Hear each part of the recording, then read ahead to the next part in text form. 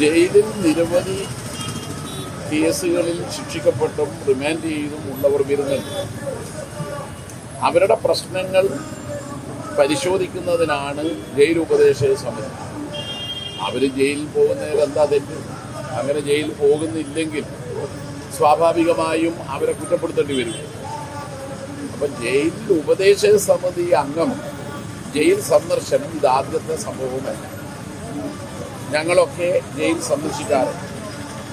അതിലുള്ള പ്രതികളെ, ശിക്ഷിക്കപ്പെട്ടവരെ, റിമാൻഡിൽ കഴിയുന്നവരെ കാണാറുണ്ട്.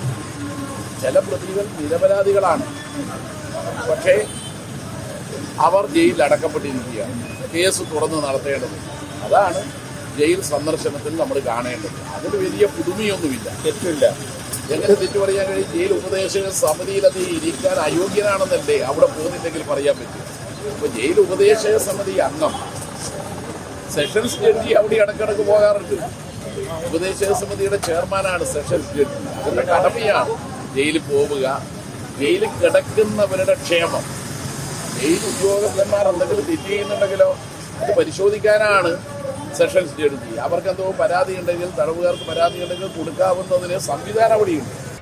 പുതിയ വാർത്തകളും വിശേഷങ്ങളും ഇനി വിരൽ തുമ്പിൽ. എല്ലാ ഡിജിറ്റൽ പ്ലാറ്റ്ഫോമുകളിലും ഇപ്പോൾ സീ മലയാളം ന്യൂസ് ലഭ്യം.